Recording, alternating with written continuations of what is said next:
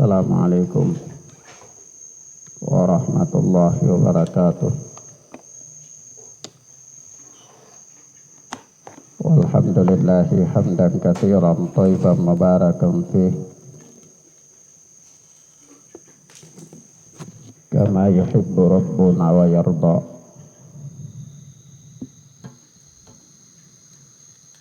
Ashhadu an la ilaha illallah wahdahu la syarikalah wa ashhadu anna Muhammadan abduhu wa rasuluh sallallahu alaihi wa ala alihi wa ashabihi wa man tabi'ahum bi ihsanin ila yaumiddin. Amma ba'd. Ikhwan wa akhwat, a'azzani Allah wa iyyakum. Kita lanjutkan pelajaran kita dengan kitab Riyadhus Shalihin oleh Al-Imam Abu Zakaria An-Nawawi rahimana wa rahimahullah.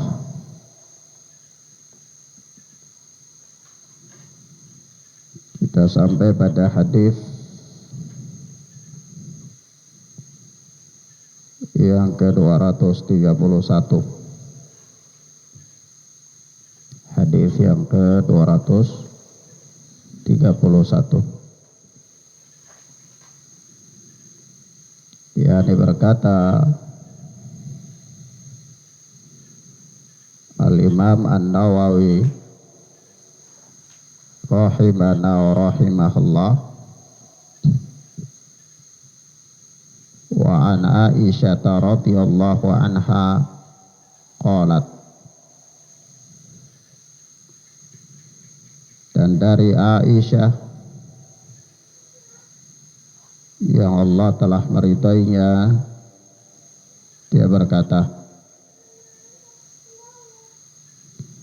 qadima nasun minal a'rabi ala Rasulillahi sallallahu alaihi wasallam faqalu,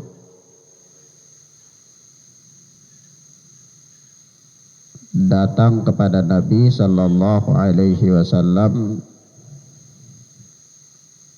beberapa orang Arabi, orang Badui. Faqalu, lalu mereka berkata, mereka datang kepada Nabi sallallahu alaihi wasallam kemudian berkata, atuqabbiluna sibyanakum, apakah kalian mencium anak-anak kecil kalian? Faqal, maka Nabi sallallahu alaihi wasallam menjawab, na'am, ya, hal itu kami lakukan. Dan termasuk diantara adab terhadap anak-anak kecil. Qalu, maka mereka berkata, lakinna wallahi ma nuqabbilu, akan tetapi demi Allah kami tidak melakukannya, yakni kami tidak pernah mencium anak-anak kami. Faqala an-nabiy sallallahu alaihi wasallam, Maka Nabi sallallahu alaihi wasallam bersabda, awa amliku in kana Allahu naza'a min qulubikumur rahmah. Apa yang bisa aku perbuat jikalau Allah subhanahu wa ta'ala mencabut dari hati-hati kalian kasih sayang? Naam. Kata Nabi, apa yang bisa aku perbuat jikalau Allah subhanahu wa ta'ala mencabut dari hati-hati kalian kasih sayang? Naam. Hadis ini adalah hadis muttafaqun alaih. Maka akhwan wa akhwat, azani Allah wa iyyakum, di hadis yang mulia ini menunjukkan kepada kita beberapa pelajaran penting. Yang pertama, Allah subhanahu wa ta'ala menciptakan kasih sayang dalam hati hamba-hambanya.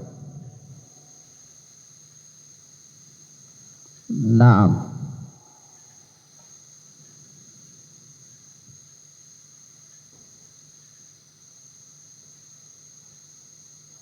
Yang dengan itu sifat rahmah, sifat kasih sayang manusia, mereka dapat menjalani hari-harinya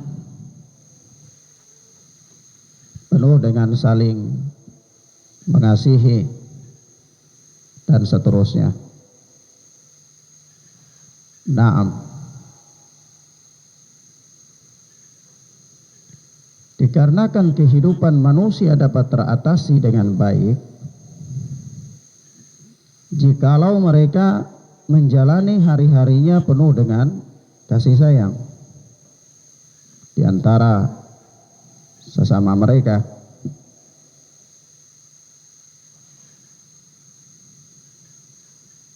Sebab itulah Allah subhanahu wa ta'ala menciptakan kasih sayang di antara manusia. Allah ciptakan pada hati-hati mereka. Dan memang kalau rasa ini dicabut oleh Allah subhanahu wa ta'ala, maka akan rusak tatanan kehidupan manusia.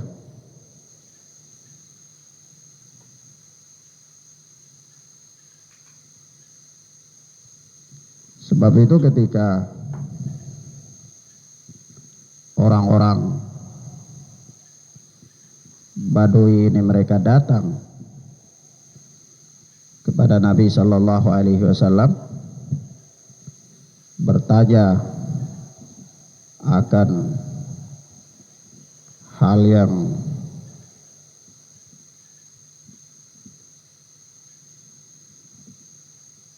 berkaitan dengan kasih sayang, maka Nabi sallallahu alaihi wasallam pun menjelaskan kepada mereka, meskipun hal itu berkaitan dengan anak-anak kecil. Nah, meskipun berkaitan dengan anak-anak kecil, sampai-sampai Nabi mengingkari tindakan mereka ketika mereka mengatakan lakinna wallahi manukabbilu, tetapi kami demi Allah tidak pernah melakukan itu, tidak pernah mencium anak-anak kecil dari kami. Waqala an-nabiy sallallahu alaihi wasallam awa amliku in kana Allahu naza'a min qulubikumur rahmah. Kalau seperti itu, apa yang bisa aku perbuat jikalau Allah subhanahu wa ta'ala mencabut kasih sayang dari hati-hati kalian, kata Nabi. Nah, yang kedua, faedah yang kedua dari hadis yang mulia ini, bahwa lingkungan sangat berpengaruh dalam pembentukan kepribadian seseorang. Lingkungan itu sangat berpengaruh dalam membentuk kepribadian seseorang. Hal ini kita lihat ya, bahwa kenapa orang-orang Arab Badui tidak melakukan hal itu, karena memang itulah lingkungan yang ada pada mereka yang membentuk karakter dan kepribadian mereka, bersikap demikian terhadap anak-anak mereka. Nah,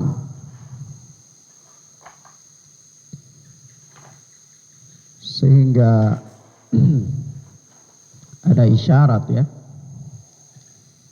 bahwa kepribadian seseorang itu dapat terbentuk dengan lingkungan, maka sudah sepantasnya bagi seseorang untuk dia berada pada lingkungan yang bisa menerpa kepribadiannya untuk menjadi kepribadian yang bagus, kepribadian yang unggul, kepribadian yang baik.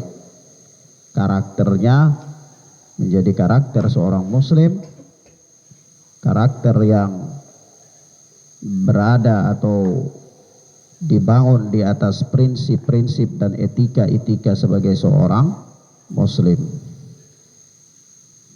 Nah, kemudian selanjutnya berkata Imam An-Nawawi rahimana wa rahimahullah, wa an Jarir bin Abdullah radhiyallahu anhu qala, dan dari Jarir bin Abdullah yang Allah telah meridhoinya, dia berkata, Jarir bin Abdullah adalah salah seorang sahabat Nabi sallallahu alaihi wa alihi wasallam. Dia berkata, qala Rasulullah sallallahu alaihi wasallam, Rasulullah sallallahu alaihi wasallam bersabda,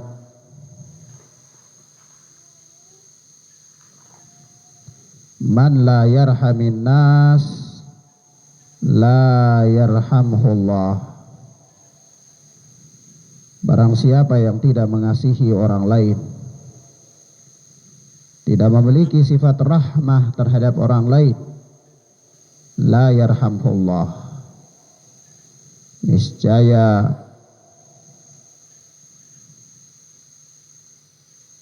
Allah subhanahu wa ta'ala tidak mengasihinya. Naam, niscaya Allah subhanahu wa ta'ala tidak mengasihinya.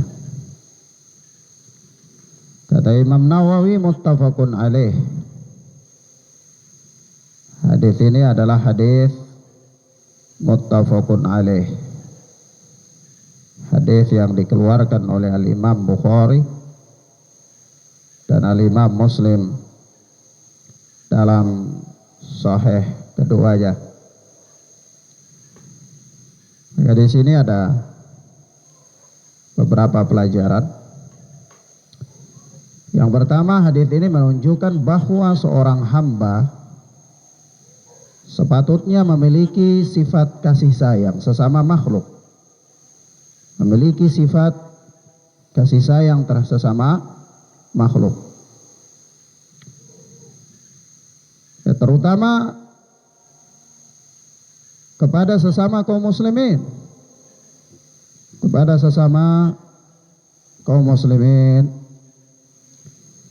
Sebagaimana Allah subhanahu wa ta'ala berfirman, di antara sifat-sifat orang mukmin itu adalah ruhama ubainahum. Ruhama ubainahum, mereka saling berkasih sayang di antara sesama mereka. Nah,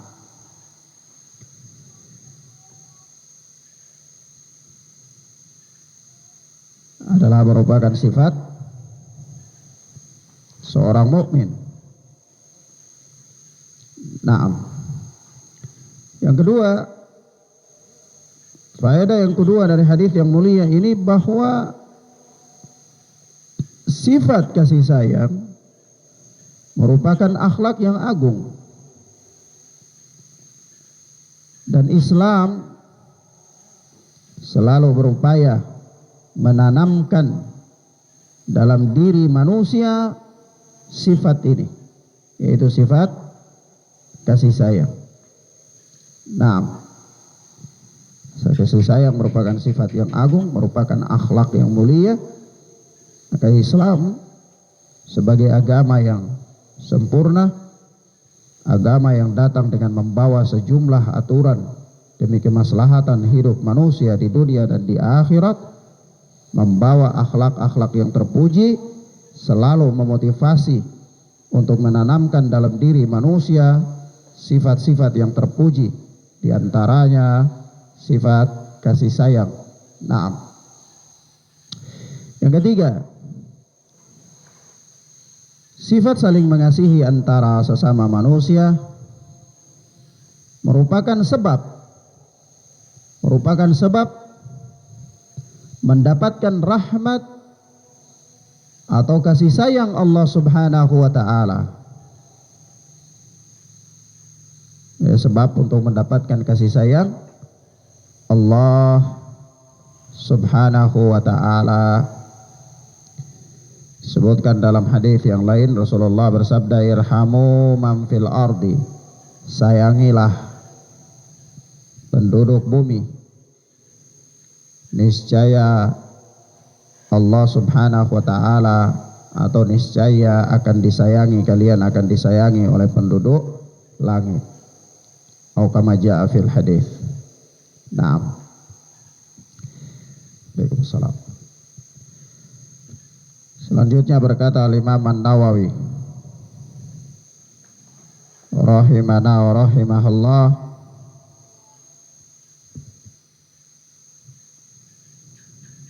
wa Nabi Hurairah radhiyallahu anhu anna Rasulullah sallallahu alaihi wasallam qala, dan dari Abu Hurairah yang Allah telah meridainya, dia berkata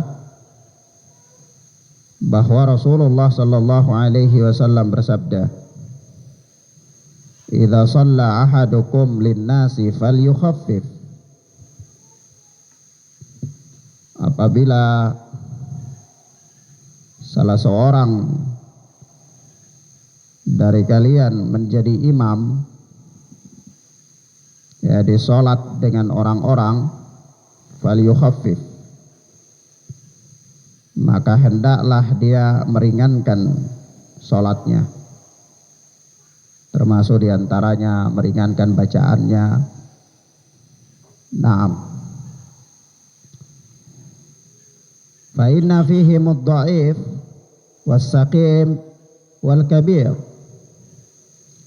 karena sesungguhnya di antara mereka, di antara jamaah itu ada orang-orang yang lemah, orang-orang yang sakit, dan ada orang-orang tua.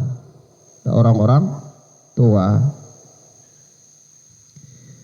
Wa idza shalla ahadukum li nafsihi, dan apabila salah seorang dari kalian sholat sendiri, falyutawwil ma syaa, maka hendaklah dia memanjangkan sekehendak hatinya, sebagaimana yang dia mau. Naam.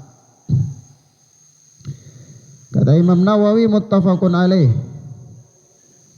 hadis ini adalah hadis muttafaqun alaih.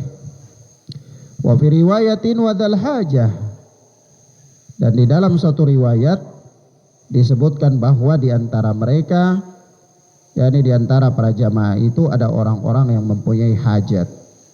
Ada orang-orang yang mempunyai hajat. Nah,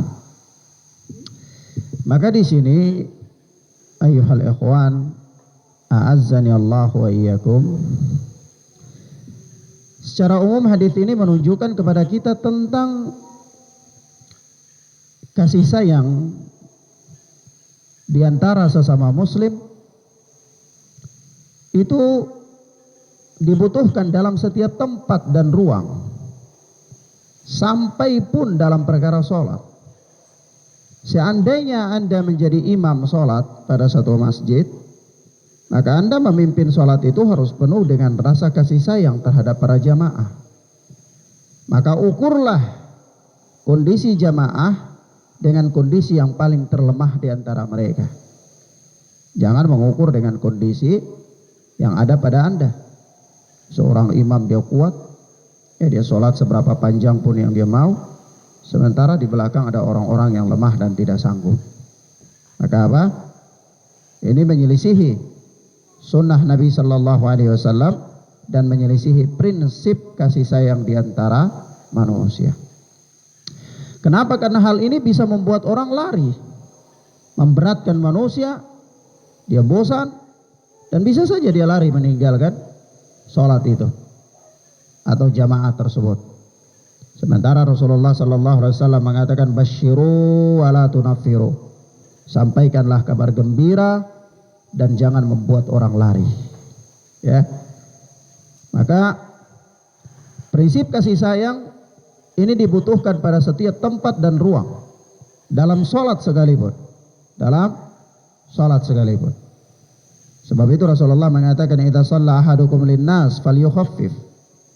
Apabila salah seorang dari kalian sholat menjadi imam, maka hendaklah dia ringankan sholatnya, ringankan bacaannya. Fa inna fihim ad-dha'ifa was-sakima wal kabira. Karena sesungguhnya di antara jamaah itu ada orang-orang yang lemah, ada orang-orang yang sedang sakit, ada orang-orang tua. Bahkan dalam sebagian riwayat dikatakan wadal hajah, dan ada orang yang mempunyai hajat. Ya, nah, dan ada orang yang mempunyai hajat. Ini alasan ya, sebab kenapa sholat itu diringankan kalau sholat berjamaah. Alasannya apa? Tidak menyulitkan manusia. Ya, supaya jangan menyulitkan orang yang lemah, jangan menyulitkan orang yang sedang sakit, jangan menyulitkan orang tua, atau jangan menyulitkan orang yang punya hajat. Ya.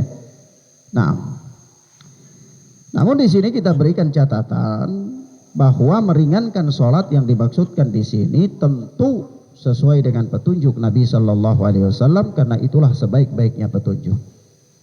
Standarnya, jangan karena ringankan sholat lalu antum sholat itu begitu selesai Al-Fatihah lalu Yasin ruku, ya, lo cuma Yasin, iya ringankan Ustaz, ya, kata ini jamaah, ada orang-orang yang lemah, ya, ada orang-orang yang sakit, ada orang yang mau pergi main kartu, ada mau pergi main dam, catur atau macam-macam, ya. Ya, ini tidak benar. Ya. Maka yang dimaksudkan dengan meringankan di sini adalah ya sesuai dengan petunjuk Nabi Sallallahu Alaihi Wasallam, karena sebaik-baik petunjuk adalah petunjuk Rasulullah Sallallahu Alaihi Wasallam. Ya, itu apa? Ada bacaan-bacaannya, ukuran-ukurannya.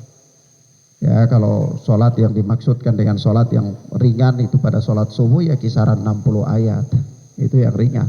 Ya, ya yang pertengahan dari itu ya sampai 100 ayat. Yang berat ya bisa lebih. Begitu. Begitu pula sholat maghrib. Ya, kisaran 20 ayat. Paling ringan. Begitu juga sholat isya. Ya, kisarannya At-Tin, Alam Nasrah, ya, kisarannya Ad-Duha, Naam Al-Balad, itu kisarannya. Nah, ya lebih-lebih dari itu, Al-Ghasyiyah dan seterusnya. Nah, Bukan berarti kemudian, oh ini falyukhafif Ustaz, ringankan. Kenapa? Ya sebabnya ada orang yang lemah, sebabnya ada orang yang sakit, sebabnya bisa jadi ada orang yang tua, atau bisa jadi ada orang yang punya keperluan mendesak, dia harus buru-buru. Ya, maka ya sudah kalau begitu satu-satu ayat saja satu rakaat. Ya, ini tidak benar, bukan itu yang dimaksud. Ya, bukan itu yang dimaksud. Karena hadis ini tidak bisa ditafsirkan secara bebas seperti itu. Kenapa? Ya karena hadis ini adalah hadis yang bersifat umum, ya, yang diikat oleh petunjuk Nabi Sallallahu Alaihi Wasallam, dan sebaik-baik petunjuk adalah petunjuk Nabi Sallallahu Alaihi Wasallam. Bagaimana Nabi sholat maghrib bacaannya apa-apa, bagaimana Nabi sholat isya bacaannya apa-apa, bagaimana Nabi sholat subuh, bagaimana Nabi sholat duhur, bagaimana Nabi sholat asar, dan seterusnya. Nah, baik. Nah, di sini ada beberapa pelajaran penting. Yang pertama, kesungguhan Rasulullah Sallallahu Alaihi Wasallam dalam memberikan kemudahan dan keringanan bagi umat beliau. Rasulullah selalu bersungguh-sungguh ya untuk meringankan. Ya bukan berarti karena para sahabat ini adalah orang-orang yang mempunyai himmah, mempunyai semangat yang rendah. Bukan. Mereka adalah orang-orang yang punya semangat yang sangat tinggi. Orang-orang yang berhadapan dengan Rasulullah Sallallahu Alaihi Wasallam ketika itu, yang dipilih oleh Allah untuk menemani Nabi Sallallahu Alaihi Wasallam adalah orang-orang unggulan. Ya, yang mereka mempunyai semangat yang sangat tinggi. Apapun mereka korbankan. Jangankan harta, jiwa mereka korbankan untuk i'la'i kalimatillahi azza wa jalla, untuk meninggikan agama Allah. Mereka korbankan untuk membantu menyokong dakwah Rasulullah sallallahu alaihi wasallam. Waktu mereka, ya tenaga mereka, harta mereka, semuanya mereka korbankan. Mereka orang-orang yang punya semangat yang sangat tinggi. Nah, meski demikian, ya Rasulullah berhadapan dengan orang-orang yang begitu tinggi semangatnya. Ya Rasulullah Sallallahu Alaihi Wasallam tidak mengabaikan prinsip-prinsip memudahkan manusia. Ya, nah, sebab itu apa? Di dalam hadis yang lain Rasulullah Sallallahu Alaihi Wasallam bersabda, Inna dina yusrun, agama ini mudah, ya, mempermudah. Yassiru, permudahlah oleh kalian, wala tu'assiru, dan janganlah persulit, ya. Jangan persulit. Nah, ya kemudahan-kemudahan dalam agama ya diambil, bukan berarti karena dia orang yang malas, tidak. Jangan diberikan keringanan lalu terus selamanya dalam kehidupannya demikian, tidak. Tetapi dia mengambil keringanan itu juga dalam prinsip adalah sebagai suatu upaya untuk mengamalkan apa? Perintah-perintah syariat. Nah, maka di sini apa? Kesungguhan Rasulullah Sallallahu Alaihi Wasallam dalam memberikan kemudahan dan keringanan kepada umatnya. Nah, padahal ketika Rasulullah berhadapan dengan para sahabat itu, sekali lagi mereka adalah orang-orang yang sangat tinggi antusiasnya, ya, sangat rela berkorban, orang-orang yang berjuang. Nah, yang berikut, berlebih-lebihan dalam agama menjadi sebab kelemahan dan ketidakmampuan menjalankan ketetapan syariat. Orang kalau dia beragama dengan pola beragama yang ekstrim, berlebih-lebihan, dulu, maka ini bisa menjadi sebab kelemahan dan ketidakmampuan dalam menjalankan syariat. Kenapa? Ya karena banyak sekali agama ini, ya banyak sekali. Ya, bisa jadi dia bosan, atau bisa jadi dia berada pada posisi yang lemah. Sebab itu sedang-sedang saja dalam dia beramal, ya. Karena supaya langgeng dalam beramal. Karena amalan yang paling dicintai itu adalah amalan yang terus-menerus, meskipun dia sedikit tapi terus-menerus adalah amalan yang paling dicintai. Nah, maka bersederhana, menempuh jalan-jalan yang di sana syariat memberikan kemudahan, lalu dia tempuh jalan-jalan tersebut adalah merupakan upaya-upaya supaya dia istiqamah dalam beramal, dalam melaksanakan ketetapan syariat. Namun kalau dia beragama dengan cara yang ekstrim, berlebih-lebihan, ya, dalam beragama, maka bisa jadi sampai pada saat tertentu dia futur, dia lemah, dia capek, dia malas, lalu dia tidak menjalankan lagi ketentuan syariat, ketetapan syariat. Nah, karena itu merupakan faktor lemahnya dia dalam beramal nantinya. Nah, selanjutnya amal perbuatan yang dilakukan oleh Rasulullah sallallahu alaihi wasallam ada yang bersifat wajib, ada yang bersifat sunnah. Ada yang bersifat wajib, ada yang bersifat sunnah. Nah, sebagaimana di sini Rasulullah sallallahu alaihi wasallam pun kalau dalam sholat itu terkadang panjang sekali sholat Rasulullah. Tapi di sini Rasulullah memerintahkan untuk sholat itu ringankan. Ya, maka apa yang dilakukan oleh Rasulullah itu bukan wajib. Panjangnya sholat Rasulullah itu bukan sebuah kewajiban, ya.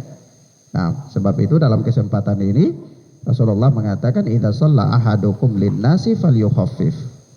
Apabila salah seorang dari kalian menjadi imam, maka dia ringankan sholatnya. Ya. Nah, dari sinilah kita lakukan bahwa apa-apa atau amal-amal yang dilakukan oleh Rasulullah itu ada yang bersifat wajib, ada yang bersifat yustahab. Ya, kalau wajib tidak boleh ditinggalkan. Kalau yang bersifat yustahab ya dia sebuah anjuran. Nah, kemudian selanjutnya faedah yang berikut,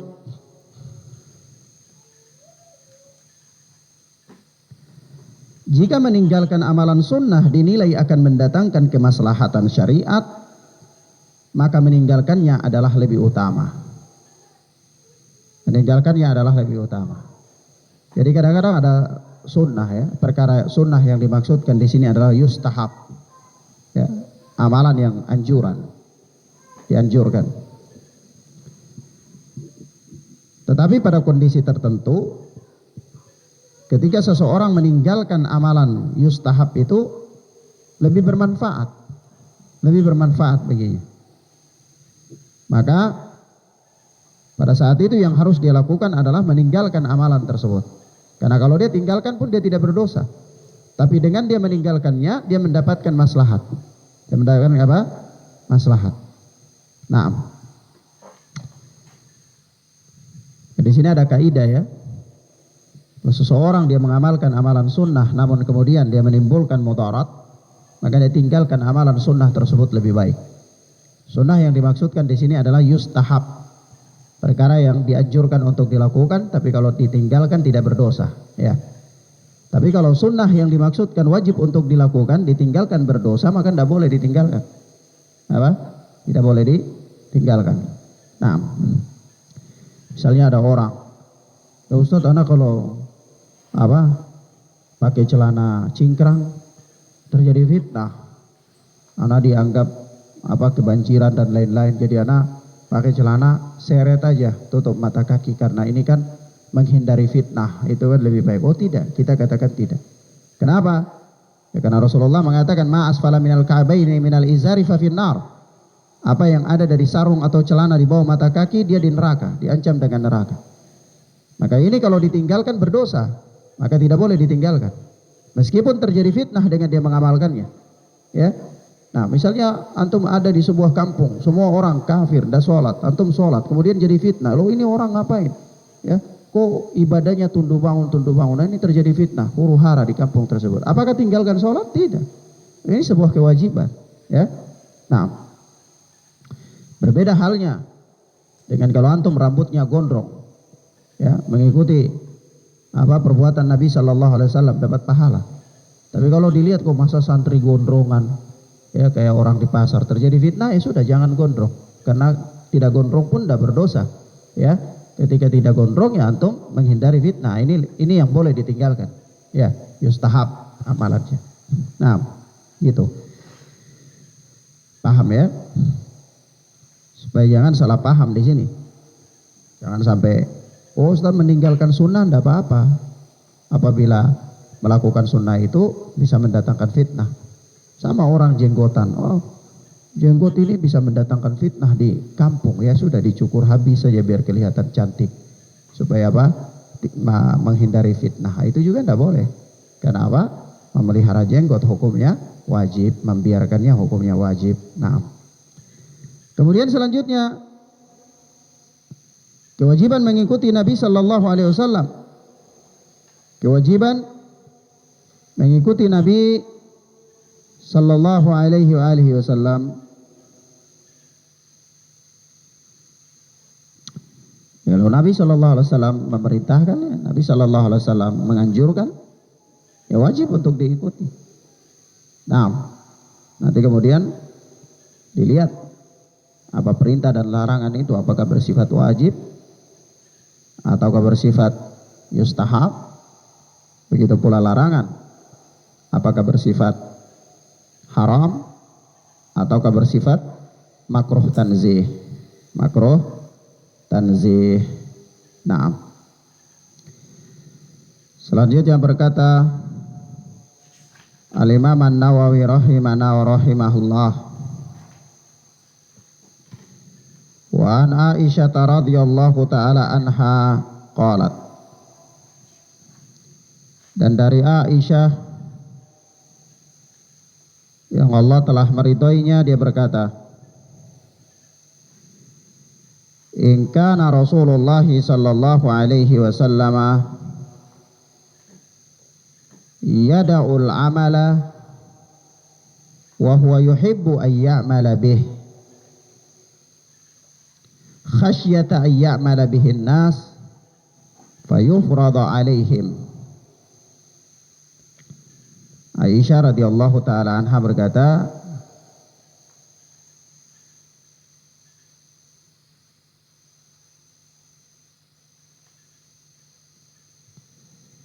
dahulu Nabi Shallallahu Alaihi Wasallam meninggalkan suatu amal perbuatan, padahal beliau suka mengerjakannya. Padahal amalan itu beliau suka mengerjakannya, tapi beliau meninggalkannya. Kenapa? Khasyata ayya'mala bihin nas fayufrada alaihim. Karena khawatir hal itu akan dikerjakan oleh orang-orang, lalu amalan tersebut dianggap wajib bagi mereka. Kalau ada amalan sunnah, Nabi Shallallahu Alaihi Wasallam suka lakukan, Nabi lakukan. Tapi kalau Nabi takut ada terjadi hal yang lain, salah paham dan seterusnya, maka Nabi biasa tinggalkan. Jadi Nabi tinggalkan itu bukan karena ya tidak baiknya atau amalan itu remeh, bukan. Sebenarnya Nabi suka melakukan amalan itu, tapi Nabi tinggalkan dalam rangka untuk mencari maslahat yang lebih besar. Oleh sebab itu di sini ada kaidah yang mengatakan bahwa darul mafasid muqaddamun ala jalbil masalih. Meninggalkan kemudaratan itu lebih baik daripada mendapatkan atau mencari kemaslahatan, ya. Nah, ya, Nabi beramal mencari kemaslahatan, tapi di balik kemaslahatan yang dicari oleh Nabi itu terdapat kemudaratan. Ya, kemudaratannya apa? Ya, ini orang-orang bisa menyangka atau bisa menetapkan bahwa amalan sunnah itu wajib. Ya. Nah, kayak ini apa namanya? Tidak lain ya, kata Al-Imam An-Nawawi muttafaqun alaih. Hadis ini hadis yang disepakati oleh Al-Imam Bukhari dan Muslim dalam sahih keduanya. Ini tidak lain kecuali apa? Perhatian syariat untuk memberikan kemudahan kepada umat, ya, dan tidak memberat-beratkan, dan tidak memberat-beratkan. Di sini ada faedah bahwa syariat yang mulia ini yang dibangun di atas prinsip memberikan kemudahan, memberikan kemudahan. Nah, ya toleransi, tasamuh, moderat dalam hal-hal yang memang tidak diharamkan oleh Allah Subhanahu wa ta'ala, tidak diharamkan oleh Allah Subhanahu wa ta'ala. Nah,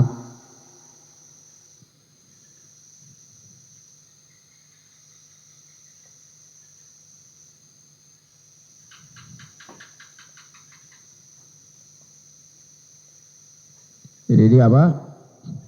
Prinsip-prinsip kemudahan dalam syariat. Prinsip-prinsip memberikan kemudahan dalam syariat. Naam. Wallahu ta'ala a'lam bis-shawab. Ya sebagaimana ya di dalam salat tarawih ya, bahwa Nabi sallallahu alaihi wasallam itu pernah semasa hidup beliau melakukan sholat tarawih di malam hari Ramadan ya, 2 kali atau 3 kali. Ya berikutnya beliau tidak lagi lakukan. Alasannya ya beliau khawatir kalau sholat itu nanti diwajibkan oleh para sahabat. Ya, diwajibkan. Maka beliau tinggalkan. Beliau tinggalkan bukan karena tidak mau. Beliau sangat suka melakukan amalan itu, sangat suka. Tapi karena ada faktor yang bisa membahayakan di belakangan hari, maka Nabi tinggalkan sebagai pemberian pelajaran ya, bahwa ini perkara jangan sampai dijadikan sebagai suatu kewajiban ya. Nah, ini prinsip-prinsip seperti ini masuk dalam banyak perkara dalam agama. Salah satunya ya mungkin keluar dari topik ya, tetapi berlaku padanya kaidah ini. Seperti kita lihat ada seorang mubtadi, ahli bid'ah katakanlah, atau seorang pelaku dosa besar, atau seorang yang mati bunuh diri. Jadi mati dalam keadaan melakukan dosa besar, atau minum khamar sampai mati misalnya. Atau seorang ahli bid'ah gembong, dia mati. Tapi kebid'ahannya tidak sampai mengeluarkan dia dari Islam. Dia tetap muslim. Begitu mati, yang berlaku kepadanya hak-hak sebagai seorang muslim. Karena dia masih tetap muslim ya. Di kafani, dimandikan, dikafani, disolati, dikuburkan ya. Nah, tetapi misalnya Anda seorang tokoh panutan, ketika Anda hadir di jenazahnya, ikut mensolatinya, misalnya, ikut mengurusnya, akan menjadi pembenaran bagi khalayak, bagi orang-orang bahwa Anda ridho dengan perbuatan orang tersebut, maka ini terjadi mudarat. Ya, terjadi mudarat. Maka tinggalkan. Walaupun antum sangat ingin, ya mensolati jenazah mendapatkan pahala, ya, 1 qiraat. Atau hadir di jenazah sampai membawa dia sampai ke kuburan mendapatkan pahala 2 qiraat. Ya. Nah, ini pahala tentunya maslahat.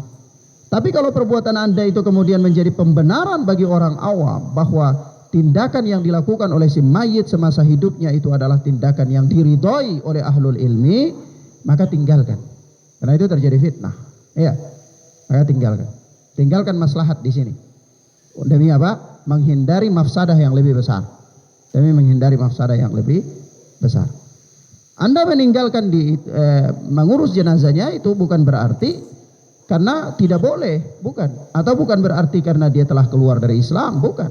Ya. Nah, tetapi dalam rangka apa? Menghindari terjadinya mudarat yang lebih besar. Ya. Nah, begitu. Ini berlaku dalam semua perkara ya. Banyak perkara sekali dalam Islam. Ala kulli hal di sini ada kaidah darul mafasid muqaddamun ala jalbil masalih. Meninggalkan kemudaratan lebih utama daripada mengambil kemaslahatan. Apabila memang meninggalkan kemaslahatan demi menghindari mudarat, kemaslahatan itu bukanlah hal yang diwajibkan, ya, bukanlah hal yang diwajibkan. Kalau kemaslahatan yang merupakan hal yang diwajibkan, misalnya sholat fardu atau puasa Ramadan, antum tinggalkanlah untuk menghindari kemudaratan. Oh, ini tidak boleh, tidak boleh. Kenapa? Itu perkara yang diwajibkan. Maka kita katakan, selama bukan wajib, maka apa? Darul mafasid muqaddamun ala jalbil masalih.